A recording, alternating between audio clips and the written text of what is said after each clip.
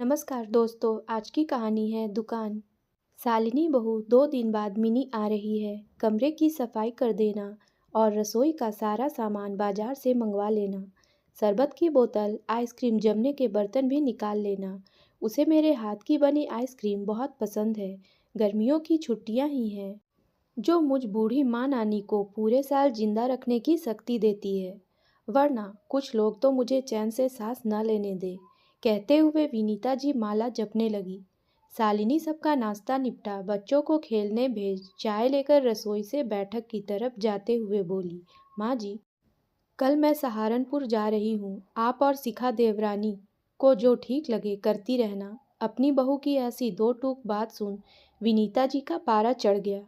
क्या बकवास है बड़ी बहू, तुम कब से मायके जाने लगी? वह भी घर में बेटी आने वाली है और तुम्हारा मायके शहर से 20 किलोमीटर दूर है। कभी भी चली जाना, मैं कौन सा तुम्हें रोकती हूँ? गुस्से से हाथ नचाते हुए बोली। शालिनी सोफे पर आराम से बैठ चाय सुड़कते हुए बोली, पहली बात, मैं आपको पूछ नहीं रही, बता रही हूँ। कल मैं मायके जा रही हूँ। और दूसरा, मैंने अपनी सास और ननद रानी के लिए इन 10 सालों में ऐसा किया ही क्या है जो मैं उनके लिए रुकूं? पिछली बार आप और दीदी शिखा से यही बोल रहे थे ना? कमरे में विनीता जी के पैरों के तले जमीन खिसक गई। यह क्या हो गया? बड़ी बहू ने सब सुन लिया। 10 साल पहले शालिनी की शादी विपुल के साथ हुई। घर में सास ससुर ननद एक देवर रहते थे। उसके ससुर की पुश्तैनी परचून की दुकान घर के पास होने के कारण गोदाम घर में ही था और मसाले की पैकिंग वहीं की जाती। दुकान पुश्तैनी थी, इसलिए पहले घर की महिलाएं ही यह काम हाथों से करती चली आ रही है। दादी सास के बाद सास और नंद मिलकर यह पैकिंग करते। मगर जब से शालिनी घर में बहू बनकर आई है, विनीता जी ने बड़े लाड से गोदाम के दरवाजे पर रोली हल्दी से उसके हाथों के छापे लगवा बोली, बहू रानी, आज से यह सब तेरा, तू ही यहाँ की मालकिन है। शालिनी फूली नहीं समाई। एक तरफ जहाँ सास लोग अपनी सत्ता डोलने के डर से बहू को जूती की नोक पर रखती हैं, वहीं उसे घर की रानी की उपाधि मिल गई। पर धीरे धीरे उसकी समझ में आने लगा कि उसे बड़ी चालाकी से घर की सारी जिम्मेदारियां सौंप दी गई हैं। सुबह 4 बजे से उठ मसाले पैक करती। पहले सास और ननद सिखाने आती थी, फिर धीरे धीरे उन्होंने भी आना छोड़ दिया।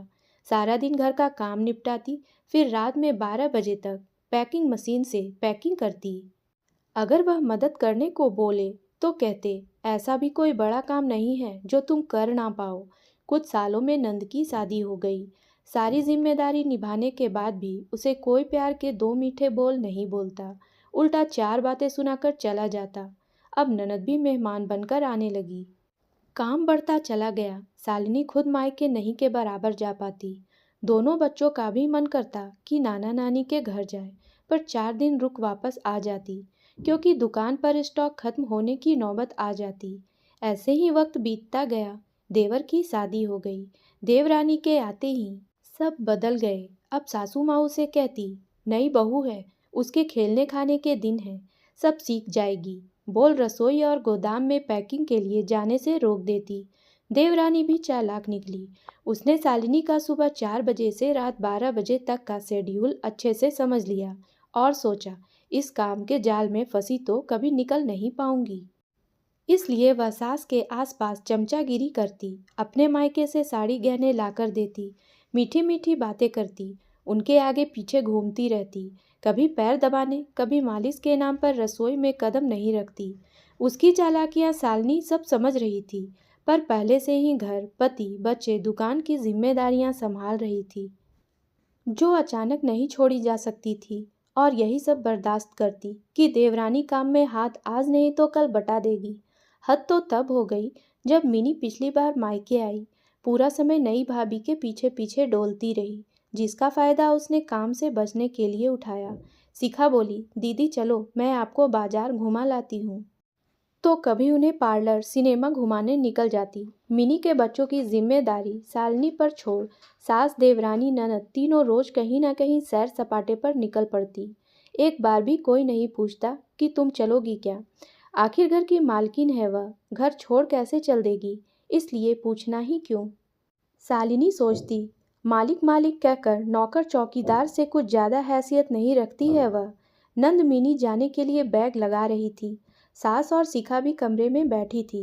तभी शिखा बोली, दीदी यह लीजिए साड़ियाँ, आपके लिए और जीजा जी के लिए पैंट शर्ट पीस, बच्चों के लिए खिलौने और लिफाफे। इतना उपहार देख मिनी बोली, माँ एक हमारी छोटी भाभी है, मेरा कितना ख्याल रखती है, और वह बड़ी भाभी है जिसने कभी मेरे लिए ऐसा कुछ नहीं किया जिससे नंद को लगे हमारी खातिरदारी हो रही है। भाभी तो बस हमेशा मुंह लटकाए रसोई में लगी रहती है, जैसे कि कोई पहाड़ सर पर टूट पड़ा हो। हमारा आना उन्हें तकलीफ से भर देता है। तब विनीता जी बोली, अब क्या करे बेटा, हर इंसान एक जैसा नहीं होता। बड़ी बहू खड़ूस स्वभाव की है, पर हमें खुश होना चाहिए। तुम्हारी छोटी भाभी बहुत अच्छी है। बाहर चाय की ट्रे लेकर खड़ी शालिनी वापस रसोई की तरफ चल दी और सोची, वह इतने सालों की तपस्या और सेवा का यह फल मिला है मुझे।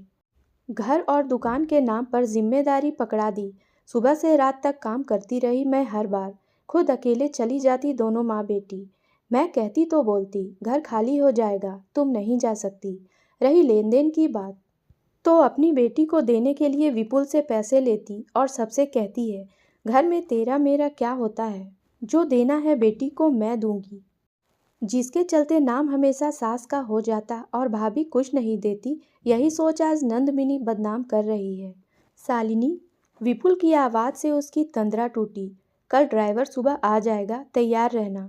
दुकान से लौटते हुए मैंने बुकिंग कर दी है। तपाक से विनीता जी बोली, बेटा यह कैसे जा सकती है, दुकान का काम अटक जाएगा। और तेरी बहन मिनी आ रही है तो रसोई कौन संभालेगा। माँ बस बहुत हुआ, ऐसे तो शालिनी कभी मायके जा ही नहीं पाएगी। और यह घर की बहू है या कोल्हू का बैल जो हमेशा जोता ही जाएगा। यह अपनी मर्जी का कोई काम नहीं करेगी। यह बहू है तुम्हारी, इसकी कदर करो। दुकान का काम नौकर देख लेगा और मिनी के साथ आप तो हो, सब मिलजुल कर लेना। जब एक अकेली शालिनी घर के काम के साथ दुकान संभाल सकती है तो आप चार हाथ सिर्फ रसोई नहीं बना सकती। आज अपने बेटे के मुंह से पत्नी के लिए यह सुन विनीता जी को करंट लग गया, जो जड़वत होकर बहू को देख रही थी। शायद उनका बहू को इतना दबाना और बुराई करना उनको भारी पड़ गया।